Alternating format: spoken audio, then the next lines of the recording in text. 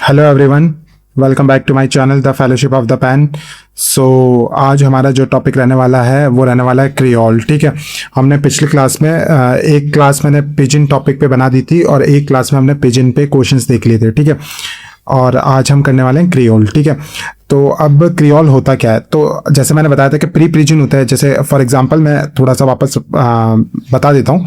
ठीक है, जैसे फॉर एग्जांपल ब्रिटेन का कोई आदमी चाइना आया, ठीक है, जो मैं हमेशा एग्जांपल देता हूँ। ठीक है, तो अब इनके बीच में एक कॉमन, अब इसको इसकी भाषा समझ में आएगी और चाइना वाले को ब्रिटेन की भाषा समझ में नहीं आएगी और न ब्रिटेन को चाइना की समझ में आएगी। तो ये एक एक्स लैंग्वेज वहां पे बनाएंगे ताकि ट्रेड कर सके। क्या कर सके? ट्रेड। ठीक है, तो शुरुआत में तो उसमें कोई वहां पे कोई नेटिव स्पीकर नहीं होगा उस लैंग्वेज में, तो उसे तो कहते हैं पिजिन। ठीक है, क्या कहते हैं? पिजिन। और जब वहां पे डिकेड्स बीत जाते हैं तब वो क्या होती है, सिर्फ कोस्ट या फिर सिर्फ ट्रेड पे नहीं बोल के वो है ना, जो मेन जो सिटी है, सिटी में भी बोलने लग जाती है वो, और उसे नेटिवाइजेशन हो जाता है उसका। ठीक है, उसे तब ये जो चीज होती है इसे हम कहते हैं क्रियोलाइजेशन। मतलब जो पिजिन लैंग्वेज है उसका क्रियोलाइजेशन हो चुका है, यानी वो क्रियोल बन चुकी है। ठीक है, तो क्रियोल ये होता है। ठीक है, अब जिसका जो ओरिजिनेशन है, एटिमोलॉजी है, मतलब उत्पत्ति कहां से हुई है क्रियोल वर्ड का, तो क्रियोल वर्ड की उत्पत्ति क्रिएर वर्ड से हुई। किससे? क्रिएर वर्ड से हुई, जिसका मतलब होता है बिगेट और क्रिएट। ठीक है, तो याद रखना क्रियोल का मतलब होता है क्रिएट। ठीक है, और क्रिएर इसका लैटिन वर्ड है। ठीक है, और इसको एक पोर्टुगीज नेम क्रियोलो, क्या? क्रियोलो, और स्पेनिश क्रियोलो। ठीक है, इससे भी इसका उत्पत्ति मानी जाती है, और एक फ्रेंच वर्ड क्रियोल से भी इसकी उत्पत्ति मानी जाती है, जो कि 16-17 सेंचुरी में नेटिव कॉलोनियल स्पीच थी। ठीक है, तो ये इसका एटिमोलॉजी है। तो इसमें से मोस्टली क्वेश्चन आएगा नहीं, बस आप याद रख लेना कि लेटिन जो वर्ड होता है क्रिएट, उसका मतलब होता है बिगेट और क्रिएट। ठीक है, अब हम आगे चलते हैं। ठीक है, तो मैंने आपको समझा दिया कि बनती कैसे है क्रियोल, तो एक बार डेफिनेशन पढ़ लेते हैं। A creole is a stable natural language that originates when a pidgin undergoes nativization acquired naturally by children as their first language L1 mother tongue with a speech community. ठीक है, जो मैंने बताया था कि जब वो पिजिन जो लैंग्वेज होती है वो जब उसमें एक ग्रामर बनी जाती है और जो वहाँ के जो नेटिव स्पीकर होते हैं वो फर्स्ट लैंग्वेज की तरह इसे बोले जाने लग जाती है, तब इसका क्रियोलाइजेशन हो जाता है और इसे क्रियोल कहते हैं। ठीक है, और क्रियोलाइजेशन का डेफिनेशन भी जो मैंने समझाई वही है, the evolution process, the evolutionary process through which a structurally restricted pidgin undergoes rapid grammatical expansion, क्या? rapid grammatical expansion, lexical enrichment and functional elaboration to meet all human communicative needs। ठीक है, तो मैंने आपको समझा तो दिया था हिंदी में, लेकिन आपको ये डेफिनेशन में इसलिए पढ़ा रहा हूँ क्योंकि एग्जाम्स में तो इंग्लिश ही आएगा। ठीक है, तो आपकी जो रीडिंग हैबिट्स है वो डेवलप हो और आप एक बार इन चीजों से आप अवगत हो जाए। ठीक है, अब आगे चलते हैं। डीक्रियोलाइजेशन क्या होता है और पोस्ट क्रियोल कॉन्टिनम क्या होता है। ठीक है, तो अब आप मेरी बात समझना। जैसे फॉर एग्जांपल ब्रिटिश लोग आए, कहाँ गए? अफ्रीका में गए। कहाँ गए? अफ्रीका में। ठीक है, तो वहां पे कोई एक क्रियोल बन गया। ठीक है, अब ब्रिटिश लोग तो जब आजाद हो गया, ये जो देश था अफ्रीका का ये आजाद हो गया, अब तो डीकॉलोनाइजेशन हो गया। क्या हो गया? डीकॉलोनाइजेशन हो गया। ठीक है, ठीक है, तो डीकॉलोनाइजेशन, मैंने पूरी स्पेलिंग लिखनी, हाँ, तो डीकॉलोनाइजेशन हो गया। तो अब क्या हुआ, अब वहां के जो लोग हैं नेटिव अफ्रीका के, वो कहेंगे कि यार ये लैंग्वेज तो एक सेंस ऑफ कॉलोनाइजेशन को सिंबलाइज कर रही है, तो हमें तो हमारी जो ओरिजिनल लैंग्वेज है ना उसके करीब जाना चाहिए। ठीक है, तो ऐसा कभी कभी क्या होता है, सोशल प्रेशर की वजह से encourage speaker to shift towards the standard language. तो जो लैंग्वेज जो L1 और L2 के मिक्सचर से जो क्रियोल बना है उसको छोड़ के अब सिर्फ L2 में वापस बन जाना, कि यार ये जो लैंग्वेज जो बनी थी वो तो ट्रेड की वजह से हुई थी और वो as a symbol of colonisation है, तो हमें तो हमारी ओरिजिनल लैंग्वेज ही बोलनी चाहिए, तो उससे कहते हैं डी क्रियोलाइजेशन। तो आपको समझ में आ गया होगा कि क्रियोलाइजेशन क्या होता है और डी क्रियोलाइजेशन क्या होता है। अब नाम याद रखना, डायरेक्ट बिकर्टन। कौन? डायरेक्ट बिकर्टन ने क्या किया, पोस्ट क्रियोल कॉन्टिनम दिए। क्या दिए? पोस्ट क्रियोल कॉन्टिनम दिए। किसने दिए? डायरेक्ट बिकर्टन ने। तो याद रखना, डायरेक्ट बिकर्टन ने क्या दिए? पोस्ट क्रियोल कॉन्टिनम दिए। ठीक है, अब इसमें है ना इन्होंने तीन चीज दी, एक तो होता है बेसिलेक्ट, एक होता है मीसोलेक्ट और होता है एक्रोलेक्ट। ठीक है, अब आप इस बात को मेरी समझना, थोड़ा फोकस से समझना। ठीक है, अब बेसिलेक्ट क्या होता है? तो बेसिलेक्ट होता है कि जो ओरिजिनल लैंग्वेज है ना, जैसे इंग्लिश है, इंग्लिश लैंग्वेज है, तो इंग्लिश लैंग्वेज के जितना पास हो सके, सुनना, एक बार मेरी बात सुनना। देखो फॉर एग्जांपल यहां ब्रिटेन है, ठीक है, ब्रिटेन ब्रिटेन क्या बोलता है? इंग्लिश बोलता है। क्या बोलता है? इंग्लिश बोलता है। ठीक है, ठीक है ना, ये थोड़ा मिस्टेक होगी। ठीक है, ब्रिटेन इंग्लिश बोलता है और अफ्रीका में कोई फॉर एग्जांपल नाइजीरियन बोली जाती है। क्या बोली जाती है? नाइजीरियन। ठीक है, तो अब ये जो नाइजीरियन बोली जाती है, अब आप ये समझना कि जो लैंग्वेज बनेगी L1 मैंने ब्रिटेन से कह दिया और L2 होगी नाइजीरियन, तो इसके लैंग्वेज में क्रियोल क्या बना? एक्स। ठीक है, तो ये जो क्रियोल एक्स बना है, तो अब ये क्रियोल एक्स में सबसे ज्यादा जो वर्ड्स होंगे वो किसके होंगे? ब्रिटिश लैंग्वेज के होंगे। ठीक है, तो जब ब्रिटिश लैंग्वेज के ज्यादा वर्ड हो, किसके? ब्रिटिश लैंग्वेज के, मतलब स्टैंडर्ड प्रेस्टीज लैंग्वेज हो। स्टैंडर्ड प्रेस्टीज लैंग्वेज तो कौन सी है? ब्रिटिश है। तो जब ब्रिटिश के करीब ज्यादा होगा और क्रियोल की ज्यादा चलेगी, उस कंट्री में क्रियोल ज्यादा चलेगा, मतलब जो क्रियोल बना है लैंग्वेज एक्स है, L1 L2, तो L2 कम चल के एक्स ज्यादा चलेगा, मतलब जो लैंग्वेज जो क्रियोल बना है वो एक इससे बहुत ज्यादा दूर है, L2 लैंग्वेज से बहुत ज्यादा दूर है, तो उसे कहते हैं basilect. The variety furthest removed from the standard prestige language represent the purest और डीपेस्ट क्रियोल स्ट्रक्चर। ठीक है, तो आप ये समझना मतलब कि L1 और L2 लैंग्वेज है, L2 तो बोल रहा है नाइजीरियन और L1 बोल रहा है इंग्लिश, तो ठीक है ना। तो जो लैंग्वेज एक्स बनेगी ना, तो वो जितनी L2 से दूर है, मतलब उस क्रियोल की चलेगी। क्रियोल एक नया जो स्ट्रक्चर बना है इनके दोनों के मिक्सचर में, उस मिक्सचर में L1 का रोल भी ज्यादा रहेगा। ठीक है, तो उसे कहते हैं बेसिलेक्ट।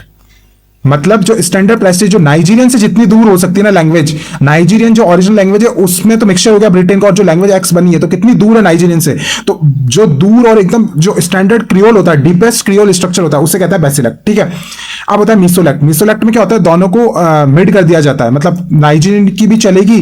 ठीक है, the intermediate variety showing varying degrees of standard future and creole future, मतलब क्रियोल की भी चल रही है, क्रियोल फ्यूचर भी है, और जो स्टैंडर्ड है, स्टैंडर्ड मतलब नाइजीरिया, तो नाइजीरियन की भी चल रही है वहां पे और क्रियोल की भी चल रही है, तो दोनों के अंदर जो इक्वल, मतलब दोनों का एक इंटरमीडिएट वेराइटी शो हो रही है, तो उसे कहते हैं मीसोलेक्ट। ठीक है, अब कहता है एक्रोलेक्ट। क्या होता है? एक्रोलेक्ट क्या होता है? वापस जैसे क्रियोल बन गया, अब वो क्रियोल को वापस शिफ्ट कर दिया हमने रीजनल लैंग्वेज कौन सी? नाइजीरियन, तो नाइजीरियन की ज्यादा चल रही है। अब क्या है, जो नाइजीरियन है ना, Nigerian is greater than creole, मतलब इस भाषा में। तो बेसिलेक्ट में तो क्या होगा? बेसिलेक्ट में तो क्या होगा? क्रियोल इज ग्रेटर देन जो नेटिव लैंग्वेज है, मतलब नाइजीरियन है, तो ये हो जाएगा। ठीक है, मीसोलेक्ट में क्या होगा? जो क्रियोल है वो इक्वल टू नाइजीरियन हो जाएगा, मतलब ऐसा हम समझ सकते हैं। और एक्रोलेक्ट में क्या होगा? जो क्रियोल है, क्रियोल की कम चलेगी और नाइजीरियन ज्यादा रहेगा, इसको ऐसे भी लिख सकते हैं। ठीक है, ये ठीक है, तो आई होप आपको समझ में आ गया होगा। ठीक है, अब हम आगे चलते हैं। अब क्या होता है? Linguistic feature of creole. Creole में क्या क्या चीज होती है? तो नेटिव स्पीकर एक बेस बन जाता है। तो आप याद रखना, जब हम पिजिन के बारे में पढ़ रहे थे तो हम बार बार ये डिस्कस कर रहे थे कि पिजिन के अंदर नेटिवाइजेशन नहीं हो पाता और नेटिव स्पीकर्स वहां बन नहीं पाते, लेकिन यहाँ क्रियोल के अंदर नेटिव स्पीकर होते हैं। ठीक है, और यहाँ पे ना प्री वर्बल TMS सिस्टम भी होता है, जहाँ पे टेंस, मूड, एस्पेक्ट, ये सारी चीजें यहाँ पे इफेक्ट होती है। यहाँ एक ग्रामेटिकल स्ट्रक्चर बन लिया जाता है। बाकी है ना, ये एग्जाम्पल है। ठीक है, इन एग्जाम्पल्स तो ये कोई नहीं पूछता, एग्जाम्पल इन हेटियल क्रियोल के एग्जांपल्स है, पोस्ट टेंस के और प्रोग्रेसिव एस्पेक्ट पार्टिसिपल के और फ्यूचर टेंस पार्टिसिपल के। ठीक है, तो इतना डेप्थ में आपसे नहीं पूछा जाएगा। अब एक और इसकी कैरेक्टरिस्टिक है कि सिंटैक्टिक कॉम्प्लेक्सिटी। अब सिंटैक्टिक कॉम्प्लेक्सिटी क्या होता है? क्योंकि अब क्या हो गया, फुल स्ट्रक्चर बनने लग गया। पहले पिजिन में तो क्या था, फुल स्ट्रक्चर होते नहीं थे, सिर्फ वर्ड्स बोला जाते थे, सिर्फ लेक्सिकल प्रयोग होता था। अब यहाँ पे पूरे सेंटेंस बोले जाने लग चुके हैं, तो यहाँ रिलेटिव क्लॉज का यूज होता है, या कॉम्प्लेक्स स्ट्रक्चर्स का फॉर्मेशन होता है, या सीरियल वर्ब कंस्ट्रक्शन होता है, या पैसिव इक्विवेलेंस होता है, यहाँ फोकस फ्रंटिंग होती है। ठीक है, यहाँ पे लेक्सिकन और डेरिवेशनल मॉर्फोलॉजिकल भी एक्सपेंड हो जाती है। अब यहाँ पे धीरे धीरे अफिक्सेशन का यूज होता है, सिस्टमैटिक कंपाउंडिंग का यूज होता है। ठीक है, ठीक है, जो हमने पढ़ा था कि अब यहाँ पे सिर्फ कैट है तो वहां तो सिर्फ कैट कैट बोल दिया जाता है पिजिन में, लेकिन अब यहाँ पे कैट का कैट्स बनाया जाएगा, कैट्स के बच्चे को किटन कहते हैं, तो वहां पे अलग अलग जो वर्ड्स है उन्हें बताया जाएगा। यहाँ पे डेरिवेशनल मॉर्फोलॉजी का यूज होगा। ठीक है, और यहाँ सोशल फंक्शन में भी यूज होने लग जाएगी। पहले मैंने बताया था कि जो पिजिन होती है वो सिर्फ जो जैसे ये समुंदर है और ये बंदरगाह है ना, तो सिर्फ यहाँ पे ट्रेडिंग कम्युनिटीज में बोली जाती थी पिजिन। क्या? पिजिन। वहीं जो क्रियोल होती है वो अब क्या होती है, जो सोशल स्ट्रक्चर है, ये जो सिटी है, सिटी में भी बोलने लग जाएगी, उसे कहते हैं क्रियोलाइजेशन।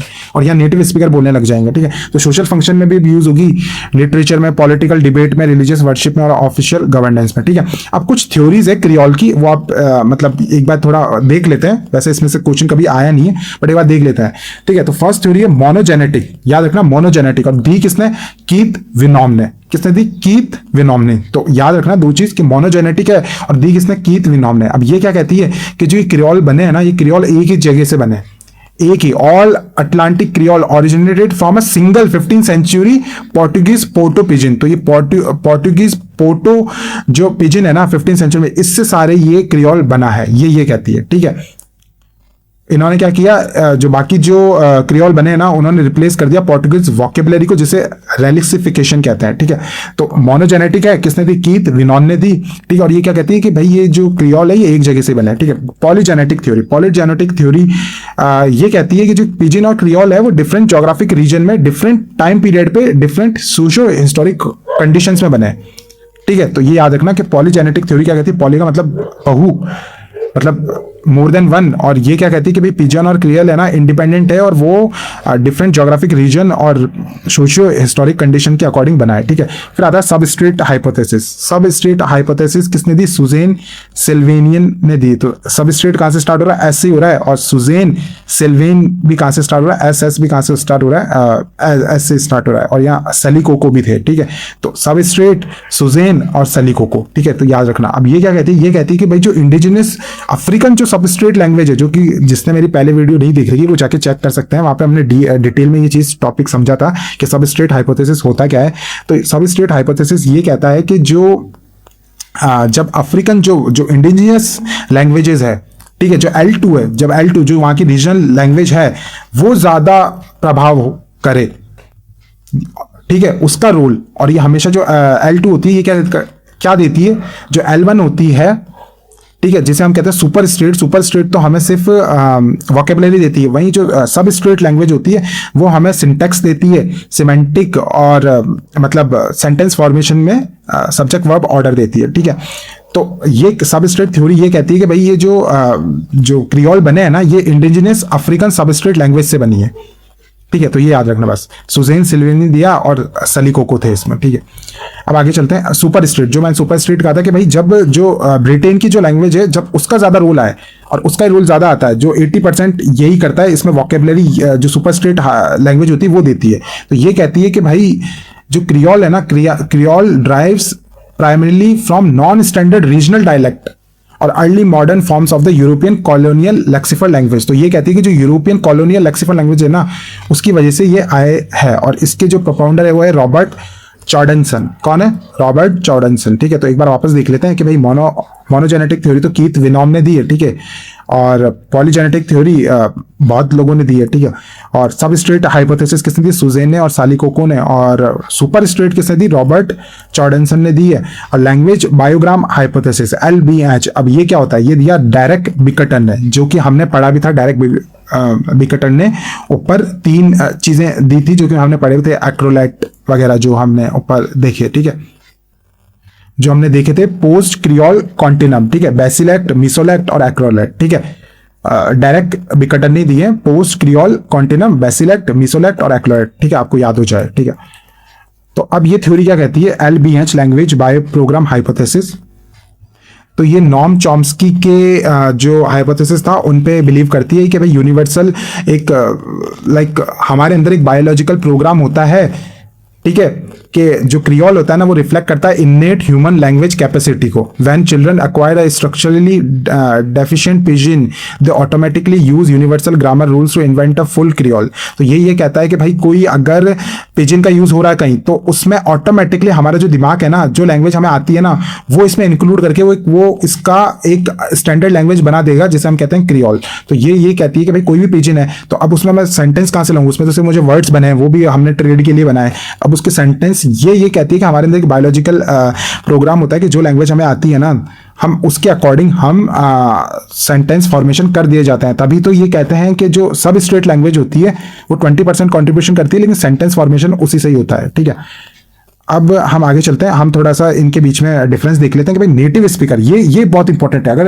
अगर आपने पूरा थ्योरी नहीं पढ़ो और सिर्फ आप ये देख के चले आओ कि क्वेश्चंस फंसेंगे यहाँ से, ठीक है, तो ये बड़ी इंपॉर्टेंट चीज है, आप इसको स्क्रीनशॉट लेके आप रख लेना। ठीक है, तो नेटिव स्पीकर पिजिन के अंदर नहीं होते, क्रियोल में होते हैं। ठीक है, नेटिव स्पीकर जो पिजिन में होते हैं वो L2 वाले होते हैं, language as a second one. ठीक है, लैंग्वेज को सेकंड पे रखते हैं। ठीक है, वहीं जो L1 है ठीक है, L1 क्रियोल में रखते हैं, मदर लैंग्वेज मानते हैं वो नेटिवाइजेशन हो जाता है वहाँ पे, ठीक है। अब इनका ओरिजिन हमने जो देखा था कि पिजन का तो चाइनीज वर्ड से हुआ था ना 1850 में, और क्रियोल का हमने देखा था कि लैटिन वर्ड क्रियोल से बना है, जिसका मतलब होता है बिगेट, ठीक है। ग्रामेटिकल स्ट्रक्चर, अब ग्रामेटिकल स्ट्रक्चर यहाँ पे क्या होता है, पिजन में होता ही नहीं है, बहुत रिड्यूस होता है, सिंप्लीफाइड होता है, कॉम्प्लेक्स नहीं होता, अनस्टेबल होता है, यहाँ लेक्सिकल होता है, सिर्फ क्या होता है यहाँ लेक्सिकल होता है, ग्रामेटिकल नहीं होता। यहाँ फुल्ली फॉर्म्ड क्रियोल के अंदर फुल्ली फॉर्म आपको ग्रामर स्ट्रक्चर दिख जाएगा, ठीक है, fully develop rule governed stable TMA system दिख जाएगा। फिर है ना, फिर आता है लेक्सिकन साइज, ठीक है, लेक्सिकन साइज, तो लेक्सिकन साइज क्या था, वर्ड्स, तो यहाँ पे वर्ड्स स्मॉल होते हैं और रिस्ट्रिक्टेड टू बेसिक डोमेन्स, कि हमने कैट को भी कैट बोल दिया, किटन को भी कैट बोल दिया, कैट्स को भी कैट ही बोल दिया, ठीक है। और वहीं यहाँ पे तो एक्सपेंड हो जाता है, cover all social and abstract domain, ठीक है। अब है सबऑर्डिनेशन एम्बेडिंग, तो यहाँ पे एब्सेंट होता है, यहाँ पे सबऑर्डिनेशन वगैरह यूज होते नहीं है, सिंपल एसवीओ का यूज होता है, यहाँ पे रिलेटिव क्लॉज का यूज होने लग जाता है, ठीक है, कहाँ पे, क्रियोल में।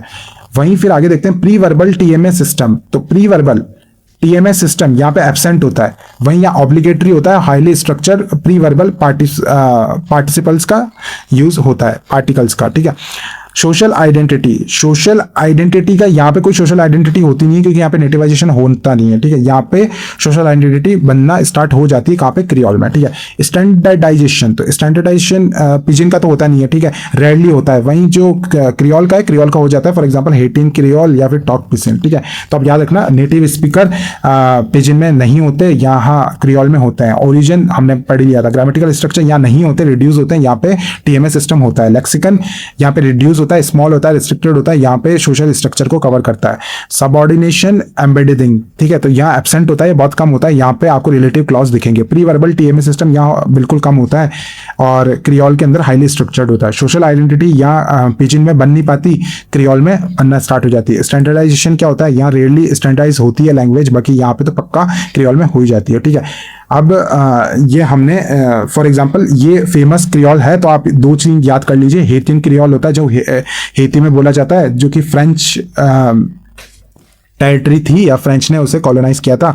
टॉक पिसिन है, टॉक पिसिन कहाँ बोली जाती है, ये पपुआनी गिनी में बोली जाती है, ठीक है। बाकी जमाइकन तो आपको याद हो ही जाएगा, जमाइका से, ठीक है। बाकी क्रियो याद कर लीजिए कि सीरा लियोनी जो अफ्रीका के अंदर एक कंट्री है, उसका एक क्रियो, ठीक है। बाकी डेफिनेशंस है, ये आप छोड़ सकते हैं और हम आगे चलते हैं।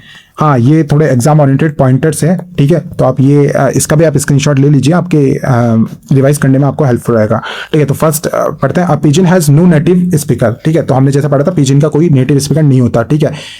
और जो क्रियोल होता है, क्रियोल का एक नेटिव स्पीकर होता है। बार बार मैं इतना रिपीट कर रहा हूँ, एग्जाम्स में गलत करेक्शन करके आ मत जाना, ठीक है।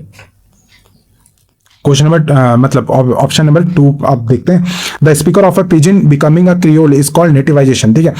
तो ये आपकी जब रिवाइज करो ना, तो बस इनको पढ़ लेना, ठीक है। ये मैंने जो जितने भी हमारे नोट्स है ना, तो उसको बिल्कुल मैंने वन लाइनर्स में बना दिए, ताकि जो फैक्चुअल 4 ऑप्शन आपको दिखेंगे ना, ये मैंने आरपीएससी ओरिएंटेड के, आरपीएससी से लंबे लंबे सेंटेंस फॉर्म करती है, और वहाँ पे वो यहाँ पे नेटिवाइजेशन की जगह प्री नेटिवाइजेशन कर देगी, ठीक है, या फिर डी क्रियोलाइजेशन कर देगी। तो आप इसको बिल्कुल ढंग से, आप ये 10 पॉइंट तो बिल्कुल रट ही लो, घोट के पी जाओ, मतलब, ठीक है। तो फर्स्ट तो हमने पढ़ लिया कि पिजन के अंदर कोई नेटिव स्पीकर नहीं होता, वहीं जो क्रियोल होता है उसमें नेटिव स्पीकर होता है। सेकंड हमने पढ़ा कि पिजन का जो क्रियोल बनने का जो प्रोसेस है, उसे हम कहते हैं क्रियोलाइजेशन या नेटिवाइजेशन, ठीक है।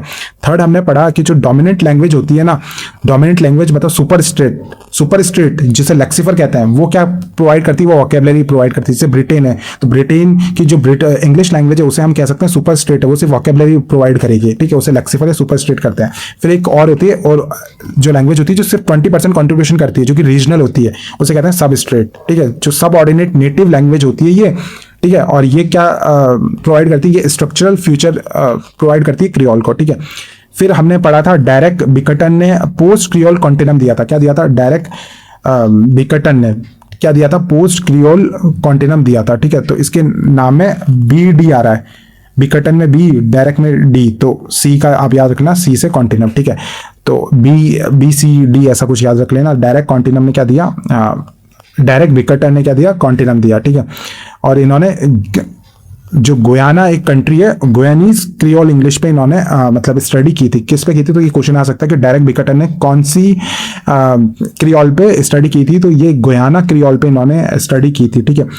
और हम 6th पढ़ते हैं, the variety furthest from the standard language in a creole continuum is the basilect. तो बेसिलेक्ट क्या होता है, ठीक है, जो कि ये होता है। तो जब क्रियोल जो बनता है वो एकदम स्टैंडर्ड होता है, ठीक है, वो नेटिव स्पीकिंग जो लैंग्वेज है उससे बहुत दूर होता है और एक क्रियोल की फॉर्म में रहता है, एकदम डीप, ठीक है। तो उसे हम कहते हैं basilect. The variety furthest from the standard language in a post creole continuum is the basilect, ठीक है। अब 7, the variety closest to the standard language in a post creole continuum is the acrolect. जब creole होता है, ठीक है, तो native speaker का ज्यादा रोल हो जाता है क्रियोल से, मतलब क्रियोल डिमिनिश होके वो ज्यादा नेटिव स्पीकर के पास में चला जाता है, तो उसे कहते हैं एक्रोलेट, ठीक है। और जो बीच में होता है, जब इक्वल होता है, तो उसे कहते हैं मीसोलेक्ट, ठीक है। 8, replacing the vocabulary of a language while maintaining its grammatical framework is called relexification, ठीक है। तो जैसे मैंने बताया था, जब क्या होता है, जब जैसे नाइजीरिया के अंदर कोई क्रियोल बोला जा रहा है, ठीक है, तो वहां के लोग कह रहे हैं भाई ये तो है ना कॉलोनाइजेशन वाली भाषा है, इसको हटा के वापस नाइजीरिया में हम कन्वर्ट करो। तो क्या करेंगे, वो सिर्फ वोकेबलरी डिलीट कर देंगे, क्योंकि वोकेबलरी तो ब्रिटेन ने दी है, ब्रिटेन ने क्या दी, वोकेबलरी दी इस लैंग्वेज में, तो इस वोकेबलरी को काट देंगे, बाकी स्ट्रक्चर तो सेम ही रखेंगे, तो अपना वो नाइजीरियन बन जाएगी वर्ड चेंज करके। तो उसे ही कहते हैं रेलेक्सिफिकेशन। क्या कहते हैं, रेलेक्सिफिकेशन, ठीक है। टॉक पीसिंग जो है ना वो पपुआ न्यू गिनी की, जो मैंने बताया था। और जो फ्रेंच बेस्ड क्रियोल है वो कौन सा, हेथियन क्रियोल, ठीक है। 11 मिलियन नेटिव स्पीकर है यहाँ पे, और ये सबसे most widely spoken French based creole है, जहाँ पे 11 मिलियन नेटिव स्पीकर है हेथियन क्रियोल, ठीक है। अब इस पे 20 क्वेश्चंस या 30 क्वेश्चंस हम देखेंगे, क्योंकि आप नोट्स कितने भी पढ़ लीजिए, जब तक आप क्वेश्चंस नहीं लगाएंगे तब तक क्वेश्चन सही होने की प्रोबेबिलिटी बहुत कम रहेगी, क्योंकि आपने अभी नॉलेज तो ले ली, लेकिन इसको अप्लाई करने का तरीका आपको सीखना होगा, और जब हम क्वेश्चन करेंगे तभी पता लगेगा वो। तो मैं एक एमसीक्यू क्लास भी इस टॉपिक पे लेके आ जाऊंगा।